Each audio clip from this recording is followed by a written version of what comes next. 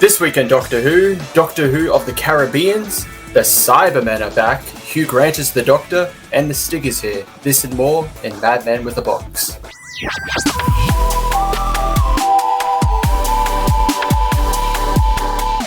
Hello everybody, welcome again to Madmen with a Box. I am your host, Professor Pixel, with my fellow hosts, Jimmy. Me? Yeah, you. Yes, the only Jimmy here. And the man down under, always put down under, OZ Chris. Yes, only on special occasions will I ever be on the top. You know what, Pixel? Sure. You should go down and put Chris at the top. No, I don't think I will. But we are not alone. No, in fact, we have invited a special guest back again because, well, we're talking about a classic story today, and, well, he loves classics as much as we do. So, Mr. Landry Q. Walker. You know what? This is his third appearance. Yeah, I just won't leave. Sorry. I feel bad for like everyone else we've invited on because like, you think some of them like continue to watch our stuff and they're just like, oh, this mother again? Are you kidding me? I want to be on. You keep trying to get rid of me, and I want to come back. You're talking about that story? Well, you know, I like it. Really, so I like that one. It's still, I mean, our next one is Remembrance of the Daleks. So let us know, Jimmy.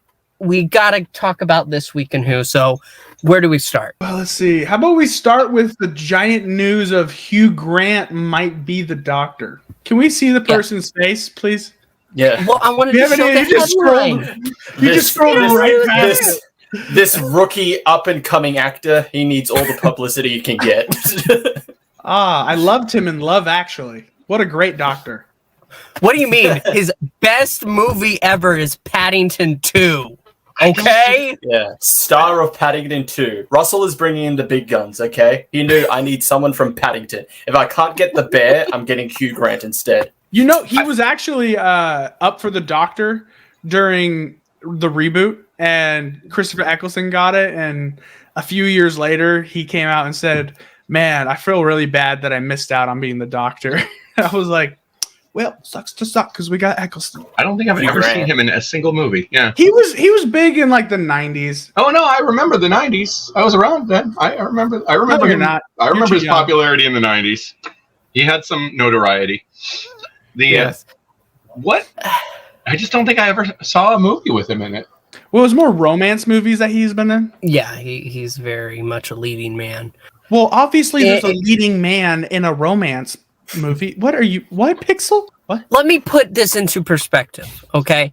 If you think of a romance movie, you do not think of somebody like Elijah Wood as the leading man of a romance movie. Have you not seen Wilfred? No. That's not a romance. It's a bromance Have you never seen Lord of the Rings? Yeah, you got a romance with Sam, dude. According to some fans, that's a romance, but yeah. Anyway. Yes, he's tipped in a Marvel-style makeover. So what I believe they did is they heard the statements of RTD saying how, yeah, Doctor Who should have a lot of spinoffs going on at once. You can have a whole Who-universe going. And then looked Marvel. At Hugh Grant and was like, we can put pieces together. Well, Hugh Grant, he was a Doctor. He was gonna play the Knife. Spin-offs. Marvel does spin-offs. Boom. That's exactly what they did. I've made a Mirror article. The thing is, if you go back and look at the Doctor Who track record of Russell T Davies, that he fits the age. I mean, like, what's his name? Eccleston was in his 40s? I think he was 40 when he was cast. I think he was 40, and then Tennant was 36, I think, when he was cast. Yeah, so they're like in like the older-ish age. Like, Landry, how old are you? I'm 50. But this guy you're talking perfect. About, I could be the Doctor. This guy is 61. I'm going to say there's a big jump between 36 and 61. Yeah, there's a huge. There's a lot going on between those years. Huge. It's only 27. You know what? Subvert expectations. You have Hugh Grant, who is always the leading guy in romances, be the least romantic Doctor. could be they could make him the companion. He could be the companion. How about that? Yeah. But we need to talk about the fact that Hugh Grant himself has gone ahead and said, nothing against Dr. W, but I'm not. I'm having No idea flashbacks where the story to came Andrew Garfield Spider-Man. Well, I'm not in this movie. Oh, he's in this movie. I personally can see it. I can see it. I would absolutely be fine with it. I don't think it's going to happen. Just with the social climate that we have today, we're not going to go from the first woman doctor back to old white British guy. What if it does? So that I'm wrong. It happens, Jim. I think it'd be a mistake to cast anyone this well known. This guy, he's way too well known. Cast somebody who, has some marks on their belt, but isn't a household name. No, I think this is perfect for that because the ratings are down and they want to get Doctor Who in the public eye again. So might as well get a well-known actor. A lot of Chris people... Pratt. Shut the. Yes. Anyway, People would watch it. I've got my own fan casting. Who is it? I don't know their names. It's the two guys who played the twins in Harry Potter, the Weasley twins. I want one of them to play the Doctor and the other to play the Master. Oh, that would be awesome. That's one of the best ideas I've ever heard. Just don't comment on the fact that they look the same. One of them grows a beard. The Master grows a beard. Anyway, Doctor Who Fortnite. Yeah, who cares? Yeah. I looked at it, and I don't like Fortnite, but it looked really cool, actually. I mean, it's survived because of doing stuff like this. It's like, here's this thing that people like. We're putting it in our game. I'm like, yeah, So I can still see why you're here. I don't like you, but Like, you can actually go to Gallifrey. You can get inside the TARDIS. There's like a lineup of mannequins with like every single costume of the Doctor. Yeah. It's really cool. Like, it's actually pretty cool. And I don't even like Fortnite. I quit playing that in 2014. Yep. But you need to look out. They'll announce the 14th Doctor in Fortnite. That's what's going to happen. No. like in Rise of Skywalker when Palpatine's message. Palpatine's message. If that happens, Fortnite, then I'll believe it's Chris Pratt. Speaking of Capaldi era, some leaked footage of them, the character Danny Pink, some leaked footage just got shown, so we get to see a new look of him in his one of his final episodes.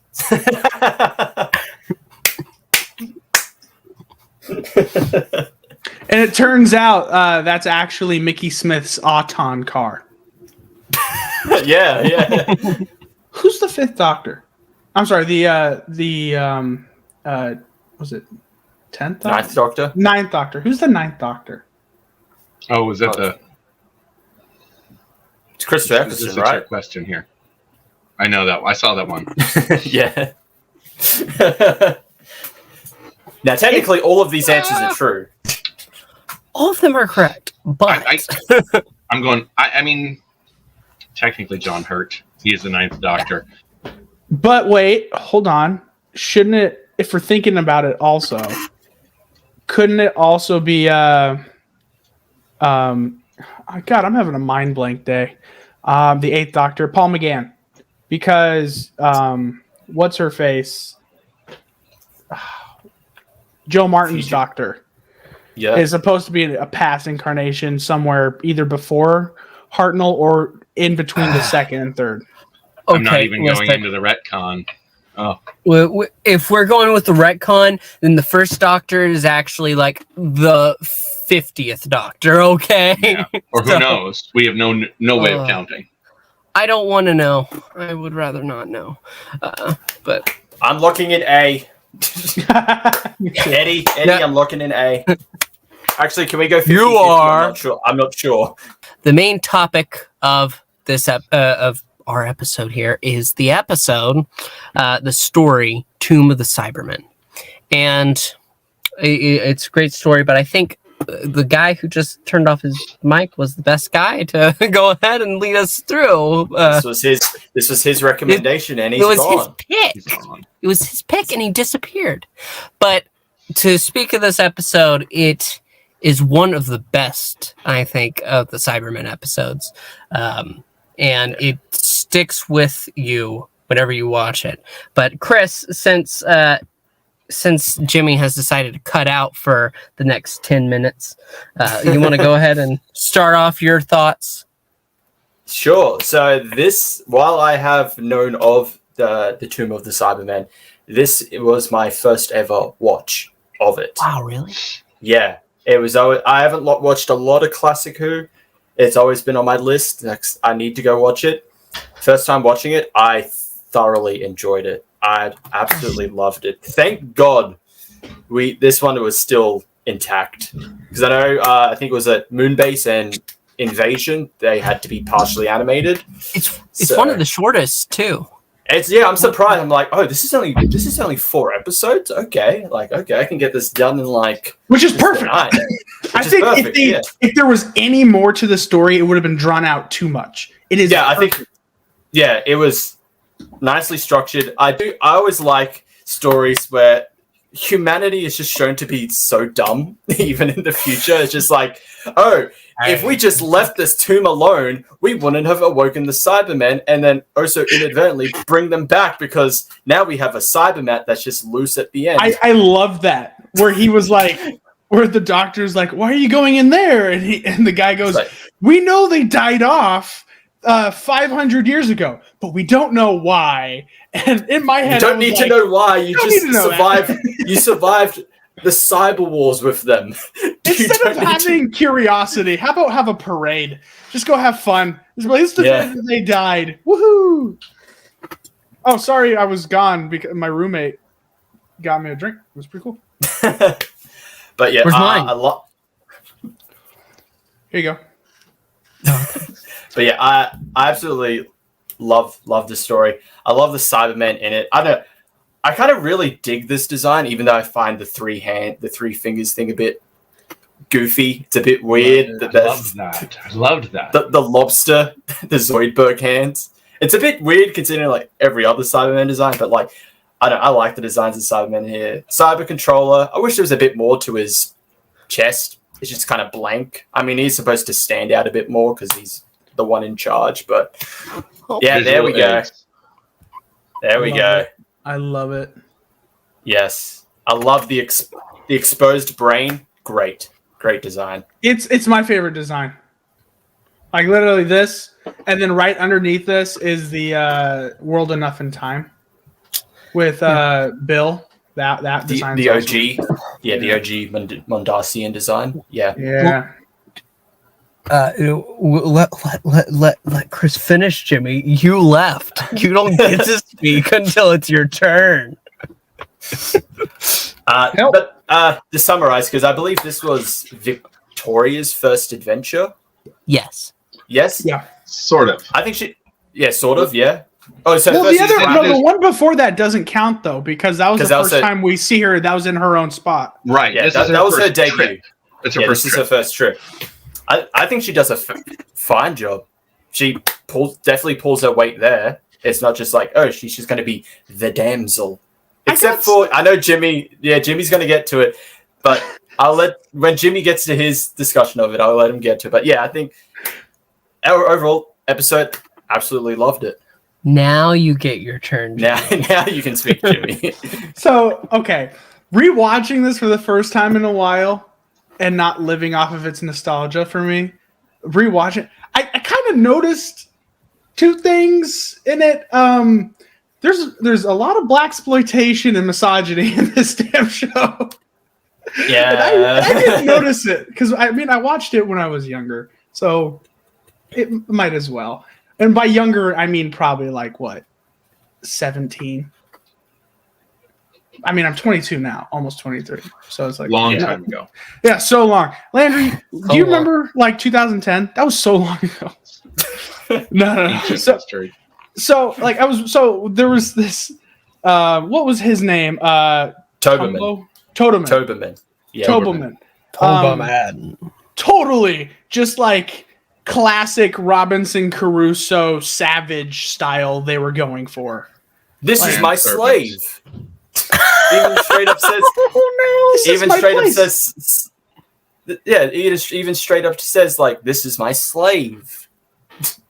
It was. The times were not good, were they? And then, like in episode 3, with the new, I'm horrible with names. The new lady who travels with the Doctor. What's her name again? Victoria. Victoria. Thank you. I'm horrible with names, guys. Give me a break. So Victoria, she in the 3rd episode, where like the 2 guards, people who ran the ship, came back. And they're like, "What happened? What?" This was right after the lady got knocked out by the Cybermen. And they're like, "What happened? What levers did you press?" And she goes, "I don't know. If you don't help me, I'm gonna like press all these levers until something happens." He goes, "Whoa, we can't do that. Just tell me what they did, and we can try to figure it out." And she goes, "I wasn't watching. I think they were over there on this side." And then the 2 guys get together, and right before the cutscene, the guy goes, "She thinks." It's like, what? Yeah, women think, you asshole. Jesus Christ. It's fucking crazy. Oh, man. But this is still my favorite of all time. It's like, the score to this is probably my favorite classic Doctor Who score, because it's just classic sci-fi horror. I love it. And the blankness on the Cybermen's face, like you didn't really know what they were going to do next. Oh, my goodness. I loved it. Loved it. Yeah, this is my favorite classic story of all time. Not promise. The voices. The Awakening. The Awakening is great. Them being resealed, not so much because it's just the footage reversed, but the Awakening is.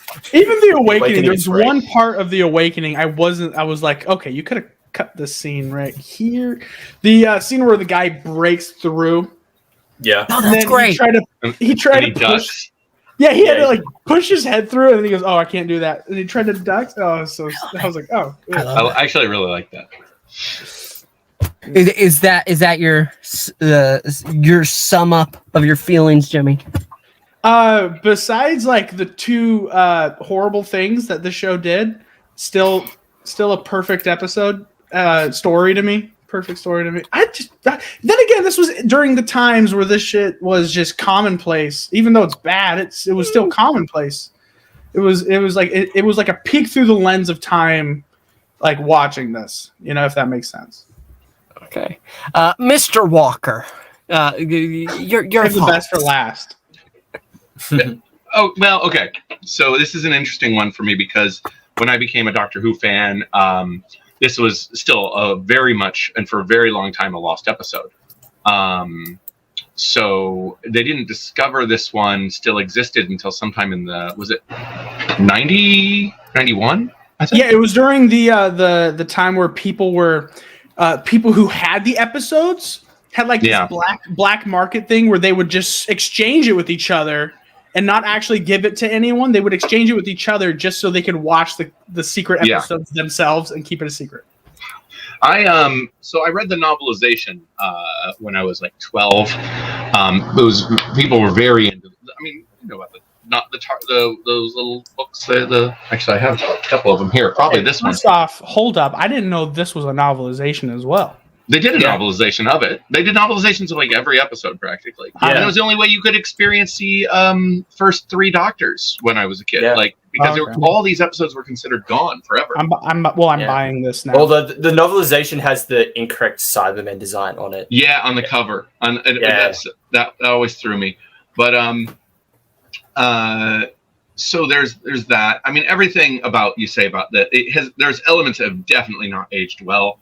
And they weren't good then, in all fairness. But I love this episode. I've always loved this episode. It's for me when Doctor Who is at its best. Like the first Dave Tennant season.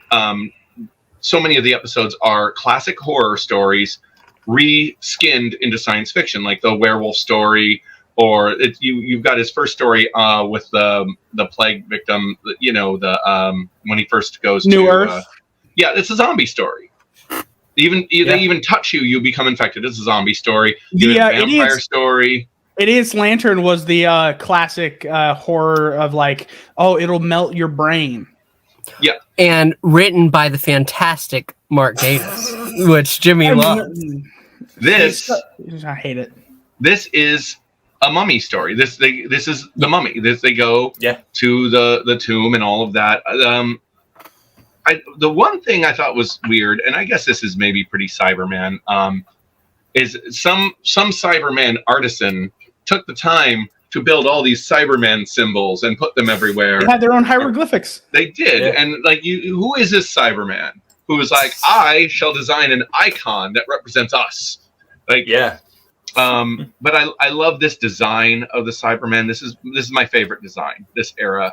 When I was 12, I had to make a puppet for junior high, and I made this version of the Cybermen. I wish I still had this. It was about this tall, paper mache head, silver lame for the clothes. I mean, it was very detailed, and it looked very accurate. And I wish I still had that.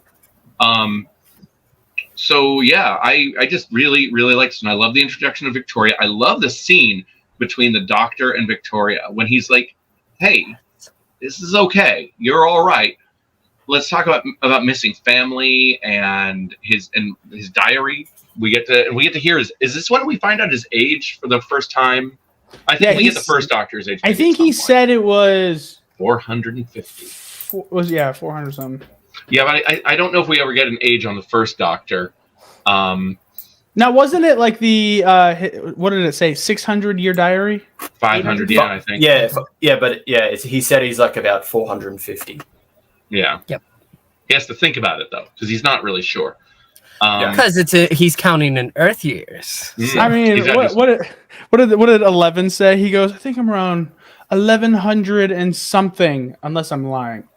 Yeah, 1100. He was lying. Well, Moffat really didn't like the idea that the Doctor had any, the Doctor had any idea what his actual age was. He just makes it up. I actually always liked that you can go through most of the history of the Doctor and go, okay, so he's like 450 as the second Doctor. He's in his 700s as the fourth Doctor. And we get into the 900s with, I think actually the seventh Doctor somehow jumps ahead, and then they go back to 900. I don't remember for sure. Anyway, I know for sure that the sixth Doctor says that he's 900 at some point. Yeah, he does, because he says it in the ones we just watched a couple weeks ago that we talked about. I think Trial of the Time Lord. But I'm pretty sure that at some point the seventh Doctor says he's like 1200 or something, and then when we go to Eccleston and Tennant, he's 900 again, and then he stayed 900 until the 11th Doctor. Boom, that guy ages all over the place. Yeah, so he's like, I'm 908, and then just before like the conclusion of Series 6, he spends 200 years trying to postpone his death. He was 911 by the end of Series 6. Yeah, and he's a few thousand years Eccleston was 903? That sounds right. And then David Tennant aged with the season, and he did 904, 905, 906. And then Matt Smith came around and then just out the door. And then there's Capaldi. Do you count the time in the prison? Because then he's billions of years old. No, I don't, because it's a clone. Well, but he remembers all of it. It's not a clone. It's not a clone. No, he doesn't remember all of it. No, he does. He says it. He says maybe he got his memory erased by Clara, but he says in the episode, he just when he sees the diamond wall, that's when he remembers. That's when he remembers all of it. And he tells Clara, he's like, wow. You don't understand. I remember each time. I remember all of it. So he remembers every single instance of him being recreated and doing it again and again and again. He remembers all of it. To break out Gallifrey. Yeah. So I liked it. I liked Tomb of the Cybermen quite a bit. It's a classic horror story. It's, for me, that's when Doctor Who does its best stuff, like Horror of Fang Rock. So many of the Tom Baker episodes from that era, so much of the David Tennant era, and I wish we had more episodes like that in the earlier Christopher Eccleston's the two-parter Empty Child, Doctor Dances. Some still consider that the greatest story of Doctor Who ever, and it's a horror story. I think horror is the best storytelling genre device you can do, because you can go so many different places with it, rather than just a sci-fi genre or a fantasy. It can do so much. I'm going to go ahead and say that this is my third time watching this story. And so Good. the nostalgia got a little lost on me this time. So it didn't hit. Like the first time you see it, I absolutely understand the magic. Second time, you're still building off. Oh, the third time, I realized it might have been just a little much because I noticed far more of the flaws. I do love a lot of it, but it just didn't hit as hard for me this time around. You're saying this because I wasn't a big fan of Trial of a Time Lord, huh? No. I'm honest. I'm honest. I thought I remember loving this story far more than I did this time, but I remember loving you. Still so much good. No, you don't. You've never loved me. Never. I loved you until we started talking about Doctor Who, and then I figured out everything. Anyway, but that being said, there's still so many elements. The moment with Victoria and the Doctor, fantastic. I love the villain. His acting in this is great. I made a little meme. I'm not going to pull it up, but he says, "If the Cyberman is aroused, then we will be ready for him." You can't write that stuff today. Well, you can, but it's for something different. People just won't take it seriously. Like, haha. Yeah, no. But were they the Brotherhood of Logicians or something? What were they called? Yeah, the villains? yeah, the Logicians. Yeah, the Logicians. I want to see more of them throughout the galaxy. Yeah, so we're very smart. Hence why we're trying to team up with Cybermen. So this story, it's still great, but this time with that context, in getting into the ratings out of 10, I'm going to go, I think I've got to go like a 7.5.